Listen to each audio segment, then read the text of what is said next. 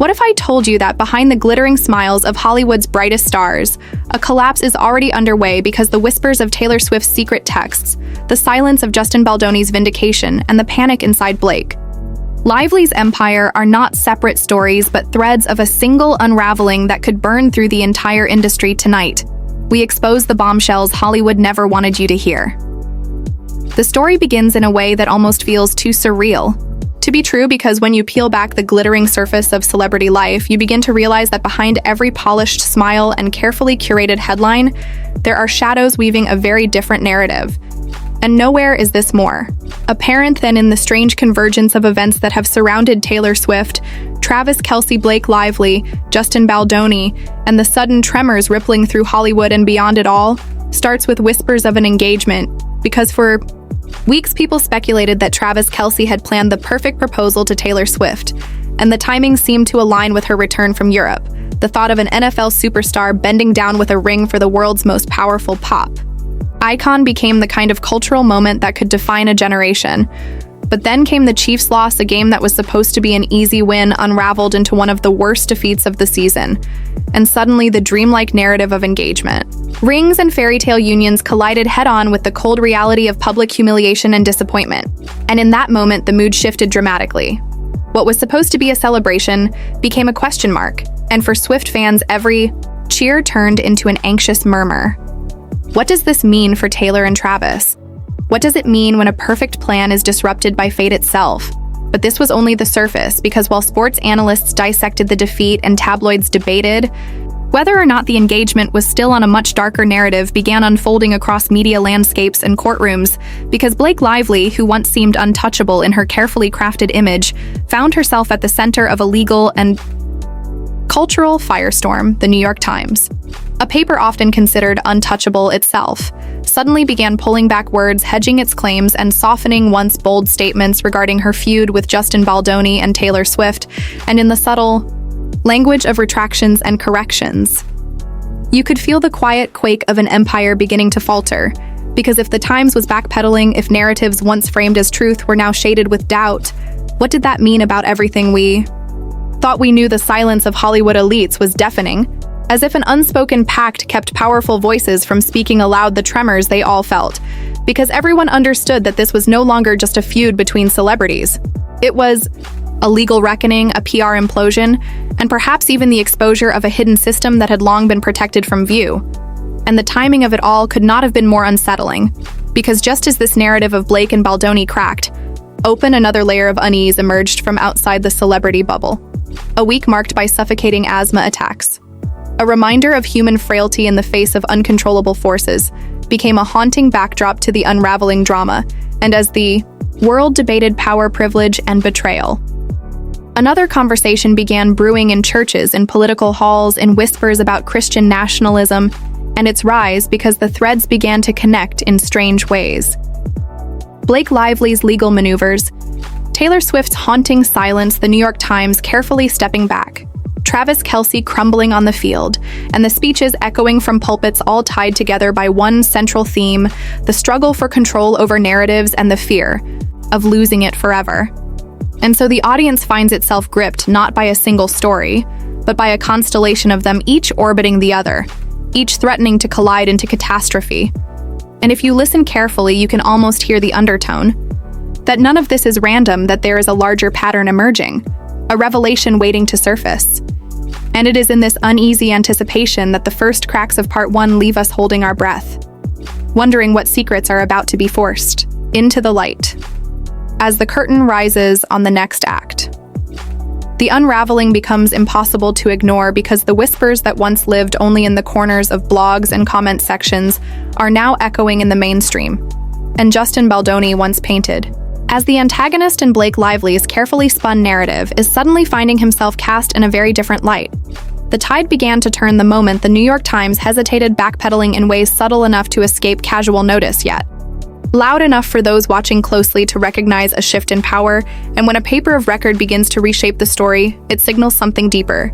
It signals that the truth once hidden is beginning to push through the cracks like water pressing against a dam. Baldoni, who had been quiet almost eerily, so suddenly had validation in the form of silence, because the Times did not need to shout its change. It needed only to withhold its certainty, and that was enough to send panic through Blake. Lively's camp, the actress who had long relied on an image of perfection, the golden girl with effortless grace, now faced the possibility of collapse. Because in Hollywood, the most dangerous thing is not scandal itself, but the loss of control over how that scandal is told. And around her, the silence of her peers became even more damning, because where were the defenses? Where were the tweets of support? The calls for solidarity? Instead, there was nothing, just a void. And in that void, the weight of suspicion grew heavier with each passing day. And as Blake scrambled behind the scenes, perhaps whispering to allies, perhaps begging for statements, she found herself met with closed doors and polite refusals because no one wanted to stand too close to a storm they could not predict. Justin Baldoni, meanwhile, remained still, letting the silence do the work, letting the narrative shift on its own, as if he understood that sometimes vindication arrives, not with a bang, but with the absence of denial. And through it all, Taylor Swift loomed like a specter, because her name whispered in depositions, her texts rumored in sealed filings, became the unspoken centerpiece of it all, and everyone knew that if those messages ever saw the light, they could ignite a firestorm larger than anything Blake had prepared for. The engagement whispers, the Chiefs' loss, all began to pale against the possibility of leaked evidence that tied pop culture royalty to the unraveling of a Hollywood empire. And while Blake fought desperately to keep her secrets buried, Baldoni watched as the ground shifted beneath her feet, and the public slowly began to see through the cracks. And Hollywood, the place that once celebrated her charm, now looked away, with studied silence, because in that silence lived the truth that everyone already knew, but refused to say aloud that the unraveling had begun, and nothing could stop it. And as the camera pans out, you see the stage set more clearly now, the panic. In Blake Lively's world, the quiet patience of Justin Baldoni, the spectral shadow of Taylor Swift, and the paper of records stepping carefully backwards, as though retreating from a flame they had once helped ignite. And in this moment, you begin to realize that what comes next will not just be scandal, it will be exposure. And with exposure comes the kind of reckoning that no carefully crafted PR machine can survive. The wider storm begins to spread beyond the gilded gates of Hollywood and into the fragile spaces of everyday life. Because while the headlines are consumed with Taylor Swift, Travis Kelce, Blake Lively, and Justin Baldoni, the world outside is cracking in its own terrifying ways. And it was during a week when asthma attacks surged, choking the air from lungs young and old, that the metaphor became impossible to ignore, because just as bodies gasped for oxygen, the culture itself seemed to gasp for clarity, suffocated by the weight of lies, half-truths, and secrets that no longer wished to stay hidden. And as people struggled to breathe, the narrative threads of power, fame, and politics wove themselves tighter. The illusion that celebrity scandals existed in one world and political speeches in another began to dissolve, because they were always connected. And the mask finally slipped when James Tallarico took the stage and delivered words that dripped with a chilling certainty about faith, nation, and destiny. His speech, not just a call to arms for those listening, but a revelation of how deep the hunger for control truly runs. And suddenly the storm of Hollywood scandals seemed to mirror a larger storm tearing through the heart of communities and churches, where the line between belief and domination blurred into something unrecognizable. Christian nationalism, a phrase once whispered, now roared in sanctuaries and legislative halls alike, and the timing of it all was impossible to ignore, because here was Blake, Lively, grasping for control of her collapsing story. Here was the New York Times reshaping its position. Here was Justin Baldoni waiting patiently for vindication. Here was Taylor Swift caught in the shadows of legal filings. And here, in another sphere, was a movement preaching not just faith but power over culture itself. And the parallels screamed too loud to be coincidence, because whether it was in a courtroom or a church pulpit, the same battle was playing out: who controls the story, who decides the truth, who dictates the future.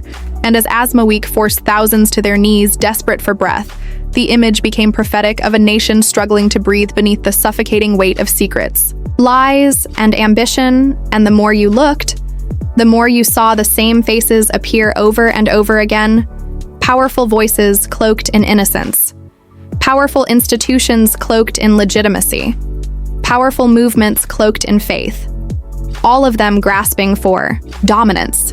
And so part 3 of this story is not merely about Blake or Baldoni or even Taylor Swift.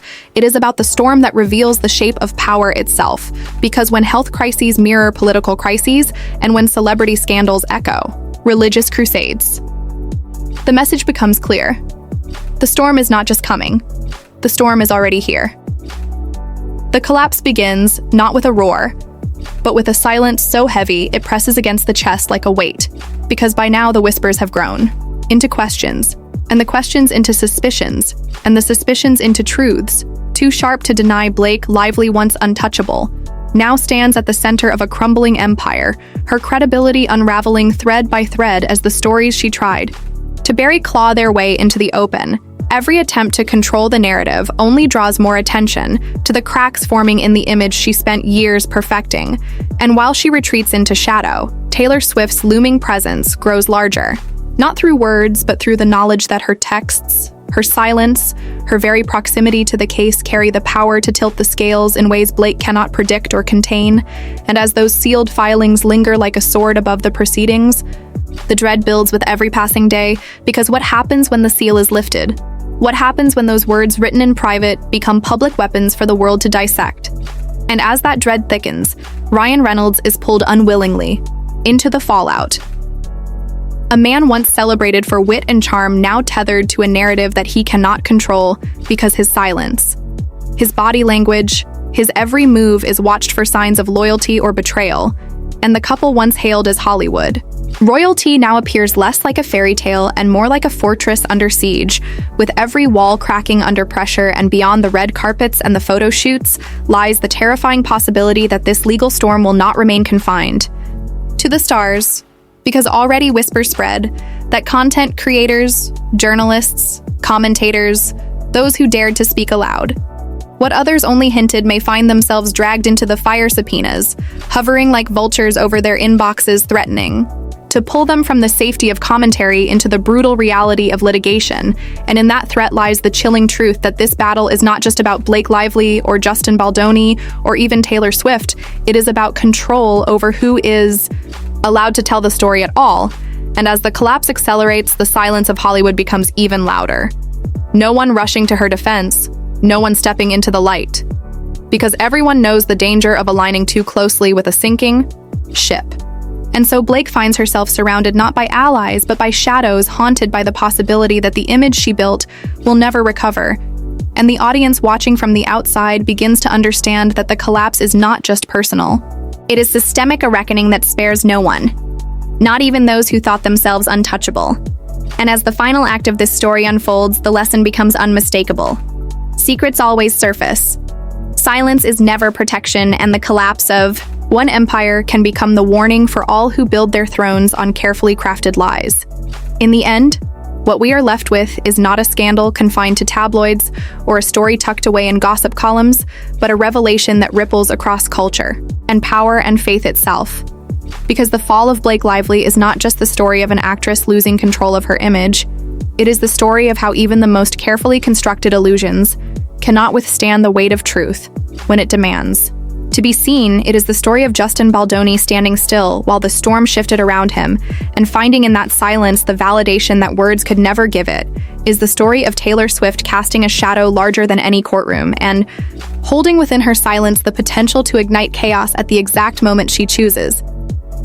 It is the story of Ryan Reynolds drawn into the fire by proximity and left with no way to shield himself from the embers.